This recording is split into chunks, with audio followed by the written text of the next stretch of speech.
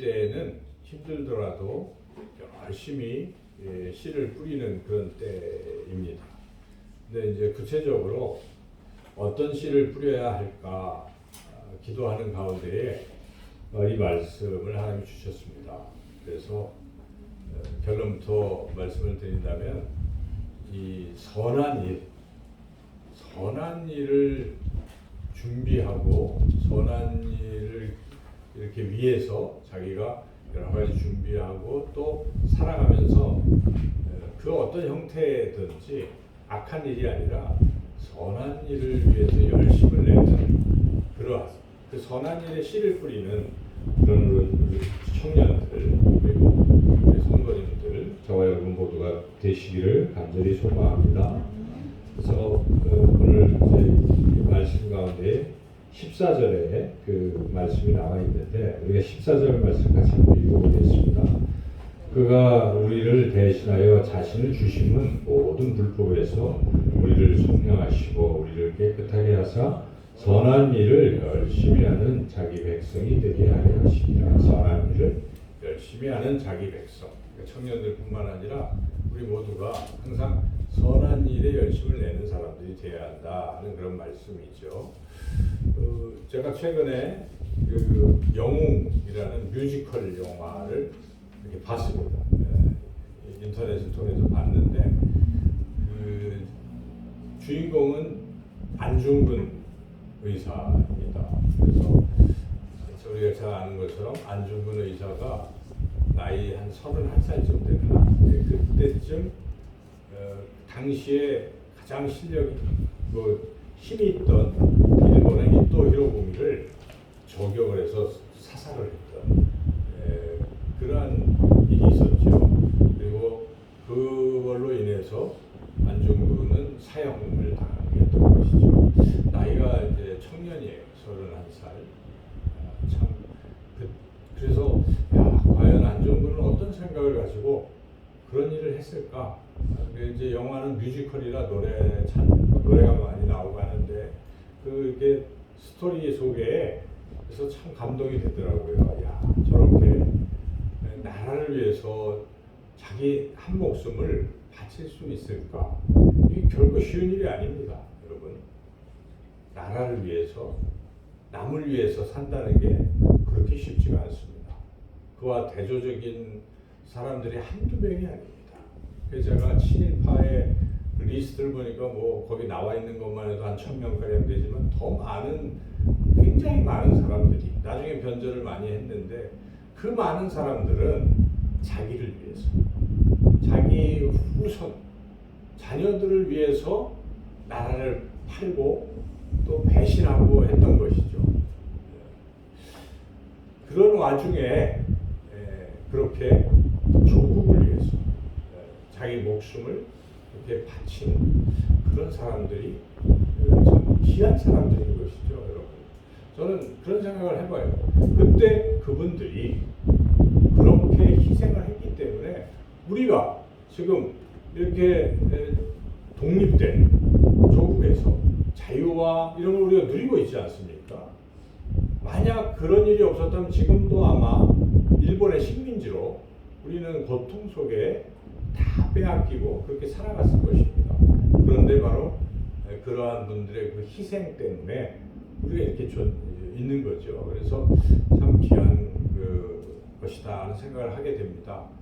그러면서 저는 우리가 일본에 대한 미움도 있고 한데 일본은 그렇다고 하더라도 일본에 있는 일본 사람들 중에도 좋은 사람들이 있구나 하는 생각을 제가 또 했어요.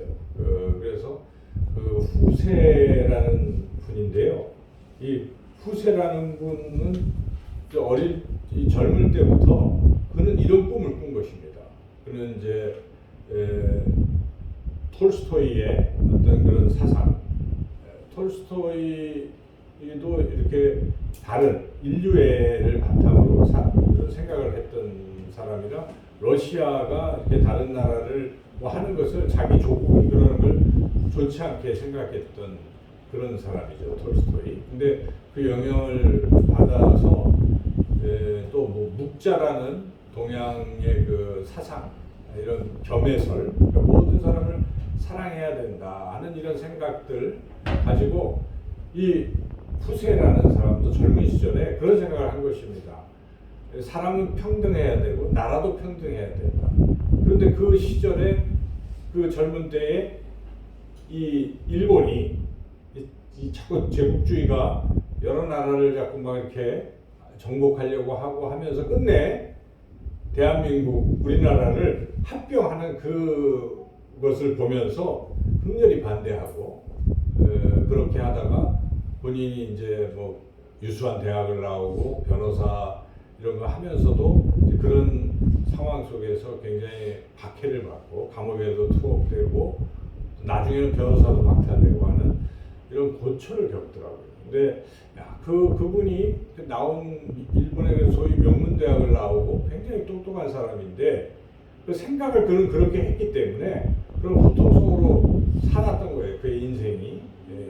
그런데 만약 그가 뭐 그런 걸 따지냐, 나 하나 잘 살면 되지, 잘 먹고 잘 살면 되지, 변호사 개업해서 성공하고 검사하다가 그만둔 분이던데, 그러니까 그냥 거기서 출세하면 좋았을 텐데 하는 생각을 했을 텐데 그런 거 다 박차고 어떤 그런 생각을 가지고 우리나라를 위해서 참 많이 애썼더라고요. 나중에 건국 훈장도 받았더라고요. 근데 그분이 우리나라 이 독립운동가들을 무료변련해주고 또 여러 가지 좋은 일들을 많이 했습니다. 그래서 저도 이분은 참 존경할 만한 분이다. 일본인이지만 존경할 만한 분이구나 하는 생각을 제가 하고 굉장히 감동을 받았습니다. 잘 몰랐기 때문에. 근데 그러면서 저는 세상에는 참 두 종류구나.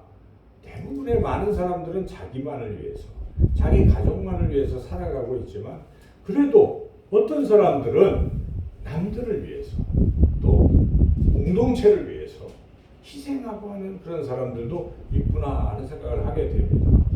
그래서 그렇다면 우리 그리스도인들은 어떠한 삶을 살아야 하는 것인가? 하나님은 무엇을 원하시는가? 바로 오늘 본문 말씀에서 이것을 우리가 그냥 스치고 지나갈 수도 있겠지만 하나님 정말 원하시는 일이 이런 일이구나 하는 것을 깊이 깨닫게 됩니다. 다시 한번 우리가 14절 말씀 읽어볼까요? 그가 우리를 대신하여 자신을 주시는 모든 불법에서 우리를 속량하시고 우리를 깨끗하게 하사 선한 일을 열심히 하는 자기 백성이 되게 하려 하십니다. 왜 우리가 선한 일을 해야 되는가? 분명히 나와 있어요. 이것은 하나님의 말씀이기 때문에 하나님이 원하시는 것이고 하나님의 명령이기 때문에 우리는 당연히 선한 일을 해야 되는데 이 내용을 잘 생각을 해보면 하나님께서 우리를 구속하셨다는 것입니다. 우리를 불법에서 속량하셨다는 것입니다. 우리를 구원하셨다는 것입니다. 구원하셨는데 왜 구원하셨는가 하는 것입니다. 사랑하셨으니까 우리가 행복하게 하기 위해서 틀림없이 우리를 구원하신 것은 맞지만은 그런데 또 다른 목적이 여기 분명히 있잖아요. 이렇게 속량하셔서 우리를 깨끗하게 하셔서 뭐 하라고 그렇게 하셨습니까? 선한 일을 열심히 하는 사람이 되게 하려고 구원하셨다는 것입니다. 여러분, 예수님을 믿고 우리가 아무 공로 없이 구원받았다면, 그것을 확신한다면, 그것에 감격한다면 우리는 어떻게 살아야 하겠습니까? 남은 인생은 어떻게 살아야 되겠습니까? 구원받은 것에 그냥 기뻐서 그냥 그걸로 그치면서 살아야 될 것입니까? 아닙니다. 오늘 본문에서 예수님께서, 우리 하나님께서는 우리를 구원하신 목적이 우리가 선한 일을 열심히 하는 하나님의 백성 되게 하려고 그렇게 하셨다는 것입니다. 그래서 우리는 선한 일을 열심히 하는 게 우리 인생의 삶이 되어야 된다는 거예요. 인생의 가치관, 인생의 목표는 선한 일을 하는 데 있습니다. 악한 일을 하는 게 아닌 것이죠. 자기만을 위한 것을 하고 산다는 것은 누구나 다 그렇게 할 수 있어요. 본능이 그렇거든요. 인간의 본능은 자기를 위하는 거예요. 그 본능대로 사는 것은 금수와 같은 것입니다. 우리는 인간이고 더군다나 우리는 죄인이지만 의인이 되고 하나님의 자녀가 되고 구원받은 하나님의 백성으로서 우리가 어떻게 살아야 되는가? 오늘 말씀대로 선한 일에 열심을 내는 그러한 사람으로 우리가 살아야 될 줄로 믿습니다. 하나님이 이렇게 우리를 구원하신 이유가 선한 일에 열심을 내게 하기 위해서 그렇게 하신 것이고 또한 우리를 만드신 이유도 그래요. 그러니까 구원하시기 전에 그냥 우리를 태초에 만드실 때부터 하나님의 의도는 우리를 선한 일을 하게 하기 위해서 하셨다는 것입니다. 에베소서 2장 10절 말씀에 보시면 이렇게 나와 있습니다. 우리는 그가 만드신 바라 그리스도 예수 안에서 선한 일을 위하여 지으심을 받은 자니. 그렇죠. 오늘 우리가 읽은 이 말씀에서도 구원하신 이유가 선한 일을 하게 하시는 것이고, 그리고 태초부터 우리를 지으신 목적이 선한 일을 하게 하기 위해서 지으셨다는 사실을 우리가 결코 잊으면 안 됩니다. 우리가 하나님의 형상을 받고 하나님의 자녀고 구원받은 사람으로서 하나님이 원하시는 것은 우리가 선한 일을 하는 것을 원하시는 것입니다. 그런데 우리가 성경을 읽고 교회를 다니고 하면서도 이 부분을 간과하는 경우들이 없지 않습니다. 신앙에 있어서 구원이라는 것을 너무 편협되게 생각하다고 보니, 구원, 죄인이 아무 공로 없이 예수님의 십자가의 은혜로 구원받았다. 이거 굉장히 중요한 것이 이 시작점인데 여기서 끝내는 겁니다. 끝이에요. 사실은 구원이라는 것도요, 그냥 죄사함 받는 것으로 끝나는 게 아니거든요. 구원에는 구원, 칭의가 있고요, 성화가 있고 영화가 있는 것입니다. 이게 구원의 완성이라는 것이에요. 그래서 하나님께서 우리를 죄인이니까 의롭다고 칭하시고, 여전히 죄인이지만 그렇게 하시고, 그리고 실제 성령을 우리 안에 거하게 하셔서 성령을 통해서, 거룩하신 성령을 통해서 우리를 날마다 실제로 그렇게 거룩하게 변화시켜 가고 계신 것입니다. 그래도 인간은 연약해서 완벽해질 수가 없기 때문에 마지막 죽고 주님 재림하실 때, 주님이 재림할 때 우리가 부활할 때 부활체는 완벽한 그러한 존재로 마지막으로 바꿔주시는 것입니다. 그래서 우리는 하나님의 자녀고 하나님을 닮은 사람들이기 때문에 거룩하신 하나님의 자녀답게 거룩한 존재라는 것입니다. 그러므로 우리 삶도 거룩해야 되는 것이고, 선하신 하나님의 마음을 품은 우리는 선하게 사는 게 당연한 것입니다. 그래서 우리가 열심히 선하게 살아가야 돼요, 그리스도인들이. 근데 이거는 생각을 안 하고 구원받은 것만 자꾸 강조를 하고 뒤에 거를 자꾸 따지지 않기 때문에 문제가 생기는 것입니다. 이단이 나오는 것입니다. 이단들의 공통적 특징을 보십시오. 구원만 자꾸 얘기하는 거예요. 근데 그 구원도 틀리게 얘기를 하죠. 자기들을 통해서만 구원받는다고 그렇게 자꾸 얘기하는 게 이단인 것입니다. 그 이단들에게서 무엇을 우리가 기대합니까? 그들에게서 정말 인류를 위해서 선한 일을 하고 하는 것을 이야기하는 걸 들어본 적이 있습니까? 그러니까 구원파가 나오는 것입니다. 구원파가 세월호 그 사건에서도 아무렇지도 않게 그 수백 명의 아까운 목숨을 그렇게 한 것 아니겠습니까? 여러분, 그건 잘못된 것입니다. 이단인 것입니다. 그래서 우리는, 기독교는 안 그런 것입니다. 예수님이 자기 생명을 우리를 위해서 주셨습니다. 너도 나를 따라오라 하신 것입니다. 우리가 구원을 받았다면 주님을 따라서 우리도 그렇게 자기 십자가를 지고 인류를 위해서 뭔가 착한 일을 좀 해가면서 사는 게 마땅한 것입니다. 그런데 기독교가 왜 그런 걸 자꾸 강조를 안 하는지, 그래서 사회의 지탄만 받고 밟힌 소금처럼 세상이 기독교를 향해, 한국교를 향해서 말하는 것이 무엇인가 이기적인 그런 걸로 얘기하지 않습니까? 그래서 우리가 이 코로나가 이제 막 지나가고 있다고 하지만은 그 코로나 때문에 한국교회가 거의 반토막이 나는 것 아니겠습니까? 그 이유가 무엇입니까? 코로나 기간 중에 너무 이기적인 그런 모습을 보였던 것이죠. 예배라는 그런 이름으로 지나치 그렇게 했던 것입니다. 주변을 생각하지 않고 하는 그런 일들이 비일비재했기 때문에 그런 욕을 먹고 있는 것이죠. 그런데 그것은 기독교의 본질을 모르는 것입니다. 예수님께서 말씀하셨습니다. 너희들이 예물을 드리러 오기 전에 싸운 게 있으면 그것부터 화해하고 오라. 그런 말씀하시고요. 그러니까 우리가 말씀의 본질을 잘 이해를 해야 하는데, 그런 것보다는 자기가 원하는 것만 자꾸 취하고 하기 때문에 안 되는 것입니다. 우리 신앙이 오늘 이 본문 말씀처럼 우리를 구원하신 구원 속에 이러한 선한 일을 하도록 하는 것까지 포함되어 된 것이고, 이것조차도 하나님이 하신다는 것입니다. 지금 오늘 본문을 잘 해석을 해보면 하나님은 그렇게 우리를 만들어 가신다는 것이기 때문에 만약 내가 그런 존재가 아니라면 이상한 것입니다. 정말 구원이 확실한 것인가 의심해 봐야 되는 것이죠. 왜냐하면 하나님은 그렇게 성화를 시켜가고 계신 것이거든요. 하나님의 자녀라면. 그런데 구원에 대한 잘못된 생각을 가지고 나는 구원받았으니까 죄 마음대로 저도 천국 간다 이렇게 자꾸 생각하고 그냥 마구마구 사는 사람들이 있어요. 그건 아닌 거예요. 그렇지 않아요. 성경은 그건 아니라고 얘기하고 있는 것입니다. 자, 오늘 본문을 한번 꼼꼼히 보시면 11절을 한번 읽어보겠습니다. 모든 사람에게 구원을 주시는 하나님의 은혜가 나타나 그 은혜가 나타나서 그 은혜가 무엇을 하기 시작하는 것입니까? 12절 읽어보십시오. 우리를 양육하시되 경건하지 않은 것과 이 세상 정욕을 다 버리고 신중함과 의로움과 경건함으로 이 세상에 살고 그렇게 살게 만드시는 것입니다. 은혜가 구원이라는 것에는 하나님께서 우리를 양육하시는 거예요. 가르치시고 우리를 기르시는 거예요. 은혜로서. 그래서 경건하지 않은 것, 세상의 정욕은 버리게 하는 것입니다. 여러분의 삶을 한번 돌이켜보시며 내 신앙의 모습이 이러한 경건하지 않은 것, 또 이 세상의 정욕이 여전히 내 속에 계속 가득가득 차 있고 그냥 그것을 아무렇지도 않게 생각하면서 나 구원받았네, 나 구원받았네 외치고 있다면 뭔가 이상한 거 아니겠습니까? 왜 하나님의 은혜는 그런 것들을 버리게 하고 계신 것입니다. 성령께서 우리에게 그렇게 자극을 주시고 그렇게 힘을 주시고 인도하시는 것입니다.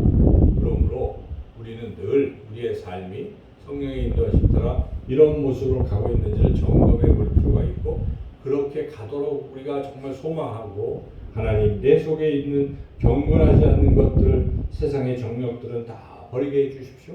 기도하셔야 되는 거예요. 날마다. 우리 신앙은 싸움인 것입니다. 영적 투쟁 속에 우리 있는 것입니다. 마귀들과 싸울지라 우리가 싸우고 있는 것인데 마귀들과의 싸움을 전혀 생각도 안 하고 마귀가 없다고 생각하고 아무렇지도 않게 그렇게 살아간다면 그건 거짓 평안에 불과한 것입니다. 그것은 거짓 신앙에 불과한 것입니다. 그래서 우리가 정말 성령께서 은혜로서 우리를 어떻게 다루고 계시고 어떻게 양육하시는지를 늘 느끼면서 거기에 순종하고 나가야 된다는 것입니다. 그리고 또한 버릴 걸 버리게 하시고 채워주시는 것은 신중함과 의로움과 경건함으로 이 세상에서 살아가게 은혜가 그렇게 우리를 하고 계신다는 것입니다.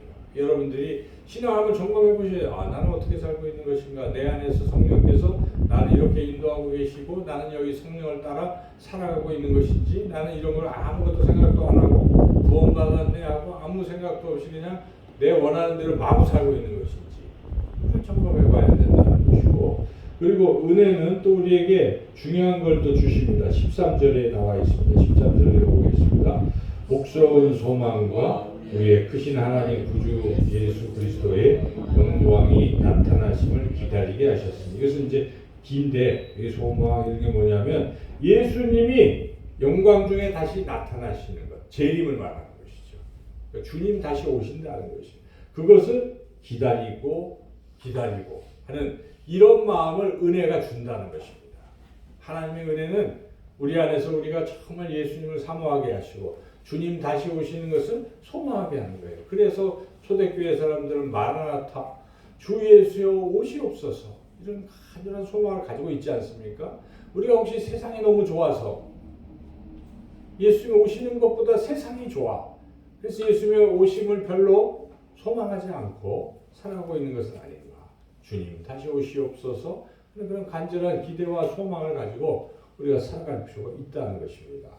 왜냐하면 우리 안에 성령이 계시다면 성령은 우리를 그렇게 인도하고 계시기 때문에 우리는 더 예민하게 하나님 나라를 사모하고 주님 다시 오실 주님을 사모하며 살아가야 한다는 것이죠. 그리고 14절은 어찌 보면 이 전체를 다시 한번 요약한 것입니다. 하나님의 은혜가 우리를 대신해서 자신을 주셔서 불법에서 속량하시고 우리를 깨끗하게 하시고 후보함도 이것도 성령께서 우리를 그렇게 살아가게 하신다. 은혜로서 살아가게 하시는데 그 방향이 무엇입니까? 선한 일을 하게 하신다는 것입니다. 그러므로 여러분 살면서 판단을 할 때 악한 일과 선한 일을 선택할 때 선한 일을 추구해야 돼요. 그게 성령이 그렇게 하기를 원하시고 하나님 원하시는 것이니까 우리가 그렇게 의사결정을 하고 그렇게 살아가야 됩니다. 그런 사람은 결국은 그런 삶으로 인해서 더욱 믿음이 굳건해지고 내가 지금 하나님의 자녀라는 확신이 들고 천국을 향해 가고 있다는 소망이 자꾸 커지게 되는 것인데 그 반대로 가면 어떤 생각이 현장에는 나 진짜 구원받았나? 의심만 들고 내가 왜 이렇게 살지? 하나님은 안 계신가? 이런 생각 들 수밖에 없어요. 그래서 여러분 성도님들 그리고 특별히 사랑하는 청년들 여러분 이 젊을 때에 꿈을 가져야 될 필요가 있어요. 여러분 안중근에서도 그 젊은 나이에 꿈을 가지고 조국을 지키겠다고 손가락 자르는 그것도 막 나오더라고요. 그거 하면서 그 참 노래가 아주 가슴을 울리더라고요. 같이 막 부르는 그 노래가 열 몇 명이 모여가지고 같이. 근데 그러한 것, 이 젊을 때에는요 그런 꿈이 필요합니다. 뭐 직업 뭐 다 다를 수 있어요. 하는 일 다 다를 수 있습니다. 그런데 그 한 가지의 공통점은 선한 일이라고 근데 공통점이 있어요. 여러분 뭐 가게를 해도 이걸 통해서 손님들을 내가 잘 해줘야 되겠다. 선하게 해줘야 되겠다.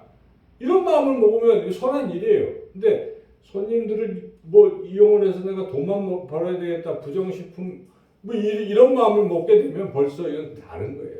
그러니까 뭘 하든 선하게 하면 됩니다. 선한 일, 하나님 보시기에 선하게 어떤 직업도 물론 그 직업이 사람을 해치는 직업이라고 하면 안 되겠죠. 근데 그렇지 않고서는 대부분의 일상의 모든 직업은 다 사회를 위해서 하는 일들이기 때문에 그런 일들에 최선을 다해서 정직하게, 진실하게, 열심히 살아가면 그게 선한 일인 것입니다. 이러한 그리스도인들이 이 대한민국에 많아져야 되는 것입니다. 그래야 세상이 밝아지는 것이고 하나님의 나라가 임하는 것입니다. 근데 이런 일 없이 그저 구원에만 안주하고 나 구원받았네만 자꾸 한다면 이것은 하나님의 뜻에 어긋나는 것입니다. 하나님 분명히 말씀하십니다. 너희들을 내가 구속한 것은 선한 일을 열심히 하는 나의 백성으로 삼기 위함이라고 우리 하나님 말씀하신 것입니다. 저와 여러분이 또 사랑하는 청년들이 오늘 말씀을 가슴에 새기고 나의 인생의 목표 또 인생의 삶의 모든 모습 속에서 선한 일이라는 것에 초점을 맞추고 열심히 살아가시기를 주님의 이름으로 축원합니다. 좋으신 하나님 감사합니다. 부족합니다. 연약합니다. 말씀을 통해서 믿음 주시고 하나님의 뜻을 깨닫고 선한 일에 열심을 내는 우리 모두가 되게 하여 주시옵소서. 그런 청년들 되게 하여 주시기를 간절히 원하옵고 예수님의 이름으로 기도드리옵나이다. 아멘.